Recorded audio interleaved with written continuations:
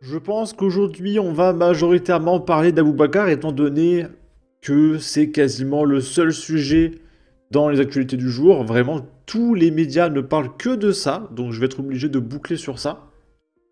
Il y a, comment il s'appelle déjà, Olivier, qui s'est fait choper, ça y est. Et du coup, l'enquête peut enfin commencer et on a les premiers éléments de réponse. Et bizarrement, le mec, il est pas très d'extrême droite. Mais ça, c'est pas grave. La gauche a déjà fait ses manifestations, ils se sont jetés sur l'affaire en quoi? 3 heures?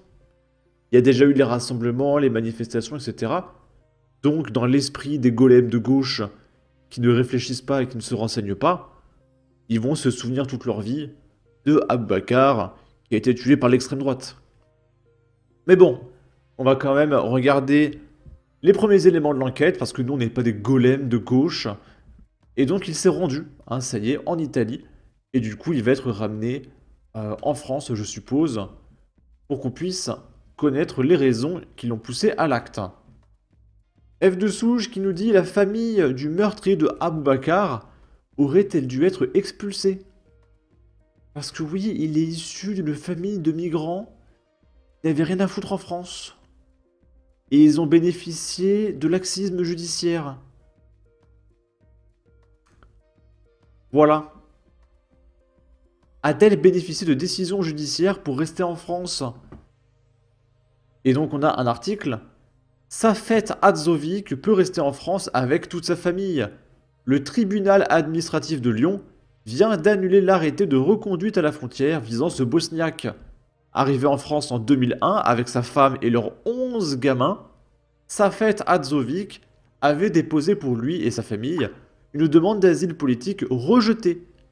Mais aucun arrêté de reconduite n'avait été pris à l'encontre de sa femme, originaire du Monténé-N-Ward, et de ses gamins. Dans son jugement, le tribunal a estimé que l'expulsion de Safet Hadzovic portait une atteinte disproportionnée à son droit au respect de sa vie de famille. Et donc, on parle évidemment du papa de Olivier.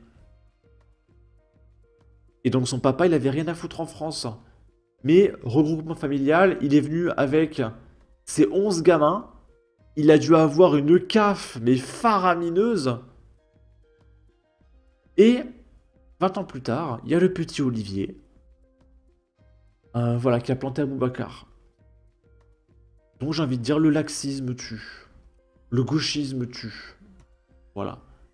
Mais ça, Jean-Luc Mélenchon ne va pas vous en parler. Bien évidemment. D'après nos informations, le jeune homme, un certain Olivier H, évidemment les médias n'ont pas dit Hadzovic, ils ont dit Olivier. Voilà. Est un ressortissant français issu d'une famille de 11 gamins originaires de Bosnie et chrétienne. Âgé d'une vingtaine d'années, il touche le RSA et passe une bonne partie de son temps à jouer à des jeux vidéo. Ah, c'est très l'extrême droite ça, dis donc. Nous précisons de sources proches de l'enquête. Il vit avec sa famille dans les logements sociaux de la Grande Combe. Et du coup, les mecs d'extrême droite, c'est des migrants bosniens au RSA qui vivent dans les logements sociaux, c'est ça? Je comprends pas. Mais ça, les médias ne vont pas vous en parler. Je vous le dis tout de suite. Là, on a Thibaut Ricci, qui était dans la manifestation pour Aboubacar, allez, 3 heures après sa mort. L'attaché parlementaire LFI d'Ercilia Soudé, Ricci Thibaut, accuse la justice, la police, CNews et Frontières, parce que c'est évidemment CNews et Frontières qui mobilisent les migrants au RSA qui n'avaient rien à foutre en France et qui touchent les allocs qui sont les logements sociaux. C'est eux qui manipulent ces gens-là. Et appellent à la formation de brigades d'autodéfense. Ils sont en train de péter un câble, les gauchistes. Parce qu'en fait, étant donné qu'il n'y a aucun fait réel qui sert leur narratif, ils sont obligés de se jeter sur la moindre affaire qui sert leur narratif avant même qu'il y ait la moindre info pour qu'on puisse pas tout de suite les débunk. Et ils se sont jetés dessus alors que du coup le coupable est un migrant bosniaque au RSA qui vit dans les logements sociaux, qui a rien à foutre en France. Hein? Richie Thibault. Mais ça, il va pas en parler. Ils vont boucler dessus pendant une semaine, hein. Du sang sur les mains, c'est News, c'est Monsieur Bolloré, c'est Ah oui, c'est à cause de Bolloré aussi. Frontières, c'est tous les torchons d'extrême droite. Ils ont du sang sur les mains. L'extrême droite tue. On l'a vu à Nantes avec un... Là, il va dire, on l'a vu à Nantes avec Justin qui était adorateur d'un monsieur moustachu. Alors que Justin, l'enquête a déjà été faite, le mec était un écolo anxieux, qui était isolé socialement, etc. Mais ils mentent, mais ils mentent. Ça fait une semaine qu'ils mentent. un homme dans son lieu de culte. Alors mes amis, ce qu'il faut dire aujourd'hui, c'est qu'on ne peut pas compter sur les institutions, la police. Je vois qu'il y a une dame blanche en voile intégral ici. La justice véhicule l'islamophobie et le racisme. On ne peut compter que sur nous-mêmes. Et c'est pour ça que je le dis, je l'assume. Il faut qu'on se défende par nos propres moyens. Il faut constituer partout dans le pays des brigades d'autodéfense populaire. En fait, c'est leur communauté qui s'entretue et il faut faire des brigades d'autodéfense pour se défendre d'eux-mêmes. C'est bien. C'est bien. En fait, ils vont importer tellement d'immigration qu'ils vont devoir utiliser l'immigration pour se défendre de l'immigration. Et tout ça en expliquant que c'est la faute de l'extrême droite. Ça va être fantastique. C'est génial. Hein. Là, il y a Roubaix qui lance une vigilance à partir de ce soir. Il y a une haine contre une certaine communauté en ce moment en France. Soyez vraiment vigilants dans les mosquées et aux alentours. Et surtout, faites attention aux sœurs voilées. Ils sont tellement en train de s'inventer une vie, c'est terrible. Hein.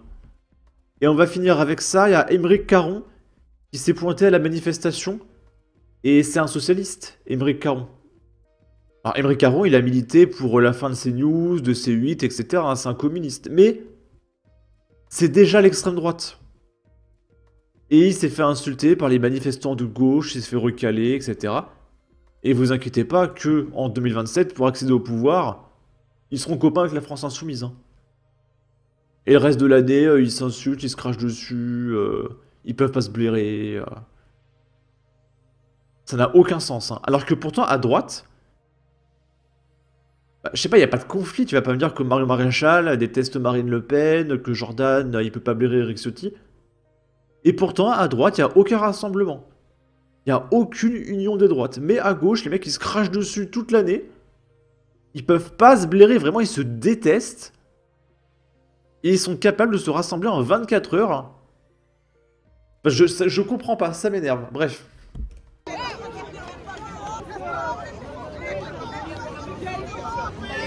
Bon, là, j'ai coupé au montage, mais elle a insulté sa maman. Non, c'est pas un rituel, c'est faux, mais commencez pas à dire. Donc quand il parle de rituel, je pense que c'est le fait de se faire cracher dessus en manifestation de gauche.